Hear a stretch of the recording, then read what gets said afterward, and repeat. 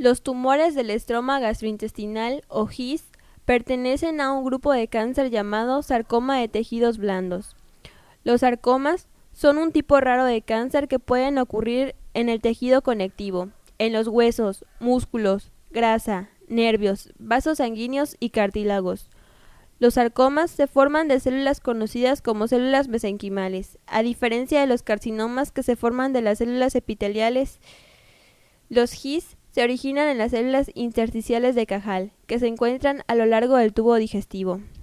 Son neoplasias poco frecuentes, sin embargo, son el sarcoma más común del tracto gastrointestinal. La edad promedio del comienzo de la enfermedad se encuentra entre los 55 y 65 años de edad. Las enfermedades en menores de 40 años son infrecuentes. No obstante, también existen casos aislados en niños y jóvenes.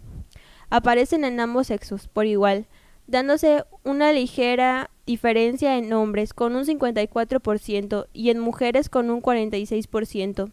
La incidencia es de aproximadamente 15 casos nuevos por cada millón de habitantes. Aproximadamente del 40 al 70% de los casos de GIS se presentan en el estómago. Del 20 al 40% se presentan en el intestino delgado.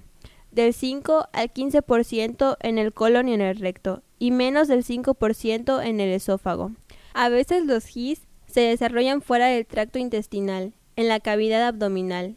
Estos son llamados EGIS o tumores del estroma gastrointestinal exterior. Aparentemente no hay un motivo claro desencadenante del tumor del estroma gastrointestinal.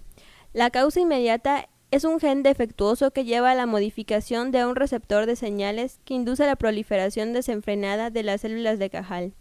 Datos actuales dicen que los GIS aparecen esporádicamente, es decir, que no se heredan.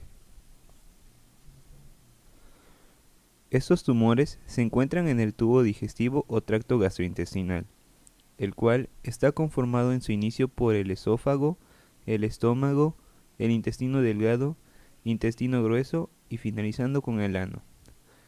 En esta imagen presentamos un corte del tracto gastrointestinal en las que se pueden apreciar las 4 capas diferentes que lo conforman. Estas capas son la mucosa, que es la capa más interna, la submucosa, la muscular externa y por último la serosa. A su vez, la capa muscular externa está conformada por una capa circular interna y otra longitudinal externa del músculo liso. Entre estas dos subcapas se encuentran las células intersticiales de Cajal. Estas células forman parte del sistema nervioso autónomo del intestino y son las encargadas de la regulación de la motilidad intestinal. Estos movimientos obligan a los alimentos a ser digeridos por el intestino. Para tener una mejor comprensión, describimos el gen c-KIT y la proteína KIT. c-KIT es el gen que contiene instrucciones que le indican a la célula cómo fabricar la proteína KIT. KIT es una proteína expresada en las células intersticiales de Cajal. Los GIST, por lo general, expresan una forma mutada de la proteína KIT. Las células de Cajal presentan en su membrana receptores asociados a tirosina sinasa. Este tipo de receptor funciona como transductor de señales. Los receptores con actividad tirosina sinasa pueden agruparse, dependiendo de su composición, en receptores monoméricos o receptores multiméricos. Estas proteínas presentan en los dominios los receptores de la membrana en la cual se une el ligando. Los receptores KIT están compuestas por 3 dominios. Un dominio es una porción de la proteína.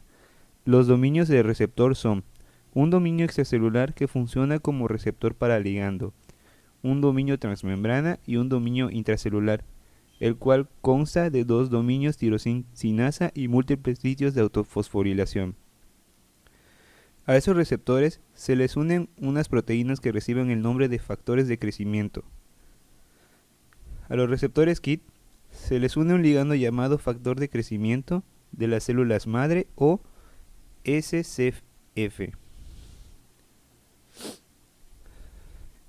En este tipo de receptores, el dominio extracelular recibe el factor de crecimiento correspondiente, que es el primer mensajero.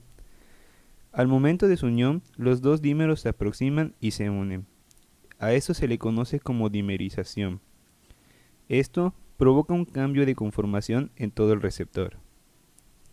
Este cambio que se provoca en el dominio tirosina-sinasa hace que se autofosforilice de manera cruzada y que actúe como sitios de unión para las proteínas de señalización.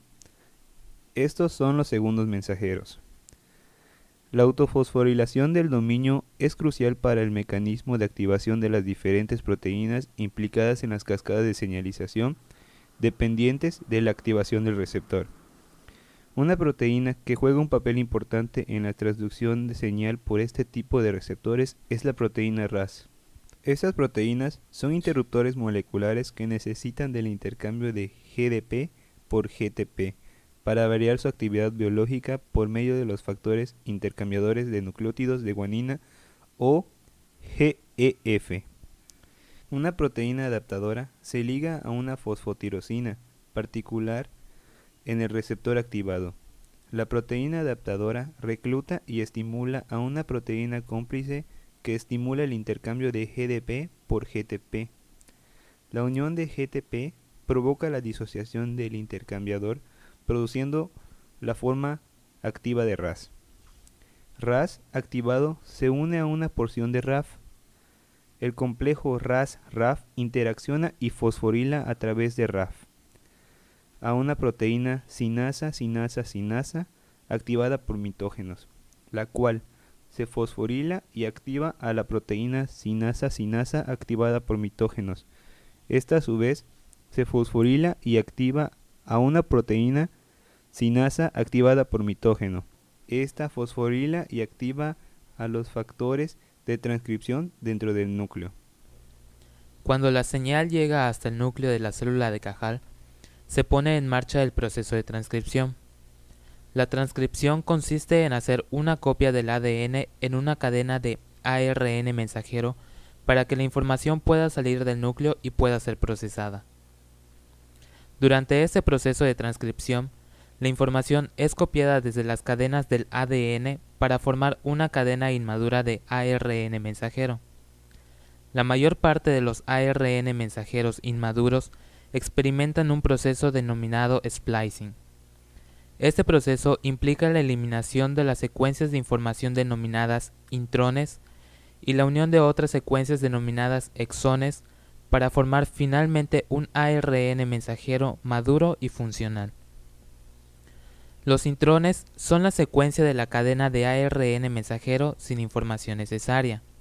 En cambio, los exones son secuencias de la cadena con la información codificante para crear la proteína. El receptor KIT contiene 21 exones, y la mutación para el GIS se produce principalmente en el exón 11, pudiendo verse afectados otros exones como el exón 9, el exón 13 y el exón 17. Es necesario conocer en qué exón está la mutación para un adecuado tratamiento. Después del proceso de splicing, el ARN mensajero maduro sale del núcleo de la célula. La información de este ARN mensajero es traducido por los ribosomas y se da la creación de proteínas. Cuando se da la traducción de los exones afectados, se producen proteínas defectuosas. Una de esas proteínas son los receptores KIT. La mutación resulta en un cambio en la forma y la función del receptor KIT, por lo que se vuelve independiente de la señalización del factor de célula madre, volviéndose autónomas y pudiendo reproducirse por sí solas y permitir su supervivencia.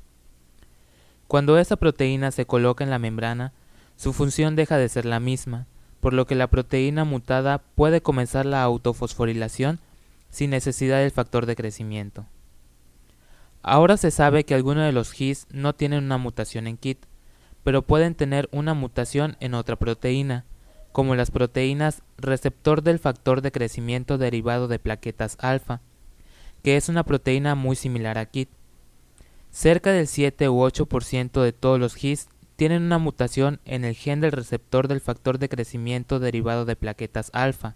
Ambas mutaciones son mutuamente excluyentes.